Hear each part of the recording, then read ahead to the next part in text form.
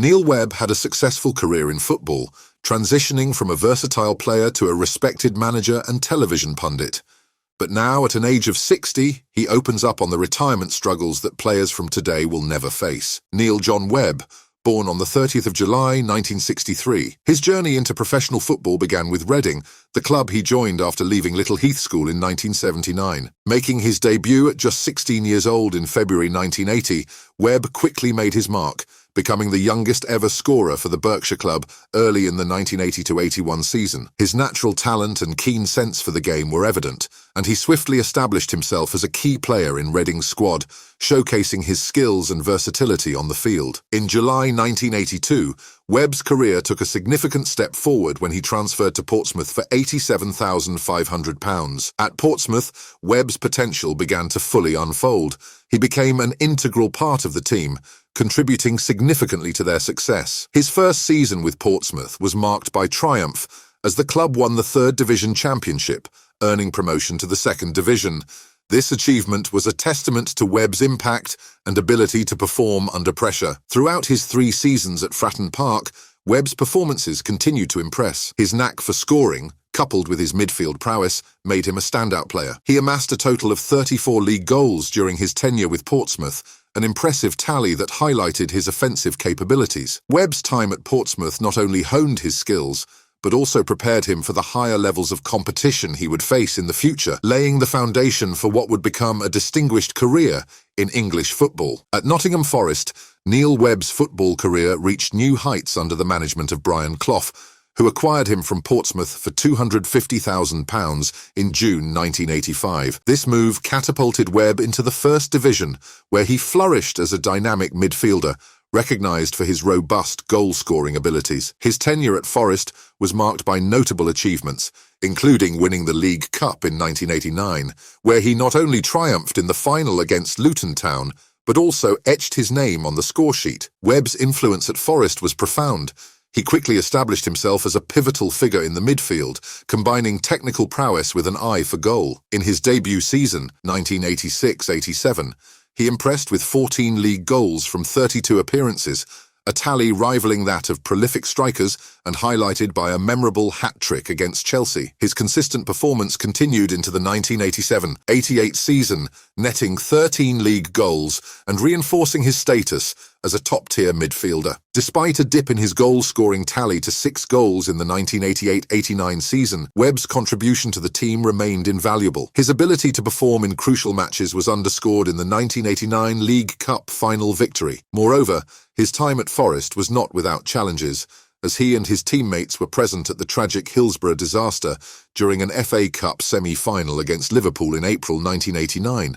A harrowing experience that left an indelible mark on all involved. Throughout his Forest career, Webb's exceptional talent and work ethic solidified his reputation as one of the era's standout midfielders. In July 1989, Neil Webb made a significant career move to Manchester United, with a tribunal setting his transfer fee at £1.5 million. This transfer came after Forest's manager Brian Clough's hesitant agreement, underlining Webb's valued presence in the team. Webb's debut for United was notable, as he scored in a 4-1 victory against the reigning league champions Arsenal, marking the beginning of the 1989-90 season. Webb's arrival at United coincided with Alex Ferguson's efforts to fortify the squad, which included new signings like Danny Wallace, Mike Phelan and Gary Pallister, aiming to secure a major trophy. However, Webb's promising start was abruptly halted by an Achilles tendon rupture during an international match against Sweden, sidelining him for a significant period. Despite a long-awaited comeback in March 1990 and initial promising performances, Webb struggled to recapture his pre-injury form. He faced challenges like weight issues and subsequent injuries, yet his precise passing ability remained intact. Webb contributed to United's success, playing a part in winning the FA Cup in 1990, the UEFA Cup Winners' Cup in 1991, and the Football League Cup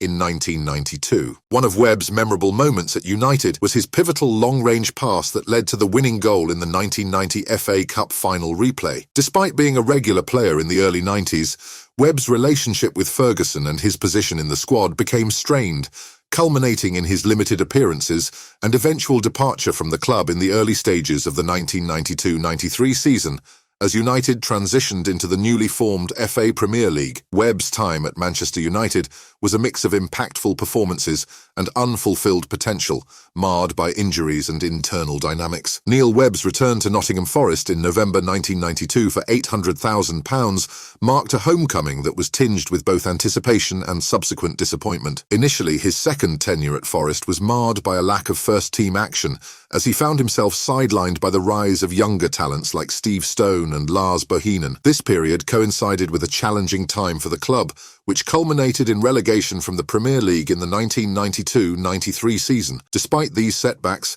Webb's fortunes improved somewhat under new management when Frank Clark took over following Brian Clough's retirement. Under Clark, Webb saw increased playtime, featuring in 21 league matches and netting 3 goals, contributing to Forest's immediate promotion to the Premier League as Division 1 runners-up. However, Webb's revival at Forest was short-lived. Following their promotion, he found himself out of the league action again, and by 1996, without having played another league game for Forest, his time at the club came to an unceremonious end.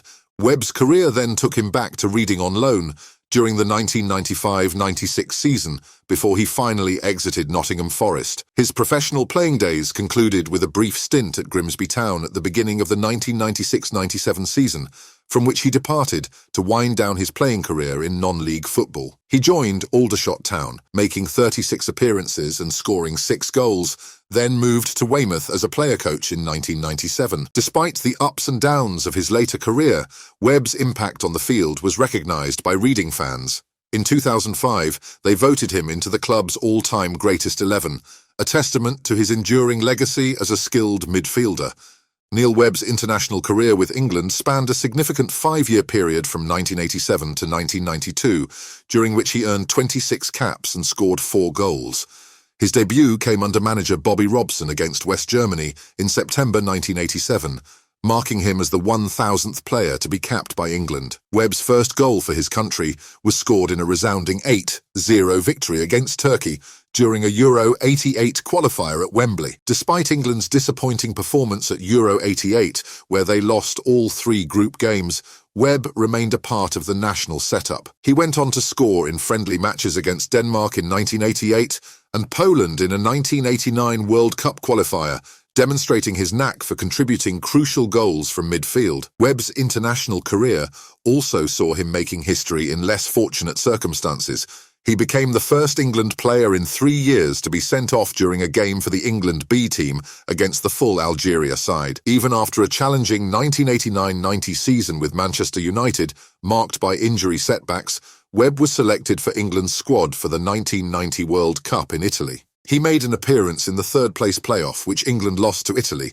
Webb's international journey with England culminated in 1992, with his final goal coming in a friendly against Hungary in Budapest. His last appearance was during Euro 92 in a game against Sweden, bringing an end to his time representing England on the international stage. Despite the brevity of his international career, Webb's contributions were notable, characterised by moments of scoring prowess and a committed midfield presence for the national team. Reflecting on the financial landscape of football across generations, Neil Webb acknowledges the stark contrast between his playing days and the current era. He highlights that his generation of players earned enough to live comfortably, affording luxuries like a nice home, car, and private education for their children. However, the astronomical wages in today's game are beyond his comprehension, with sums like £100,000 a week are insane to him. As Webb approaches his 60th birthday, he contemplates auctioning his first England shirt to supplement his retirement fund. After hanging up his boots, Neil Webb transitioned to a life outside the football limelight,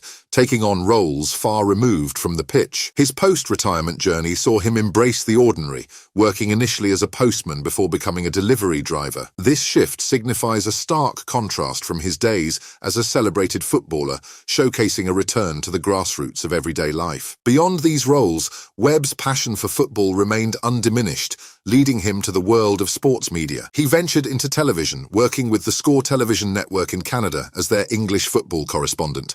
His involvement in programs like Sports World and Footy Show saw him sharing insights and analysis on the Premier League and global football scenes, contributing to the discourse from across the Atlantic.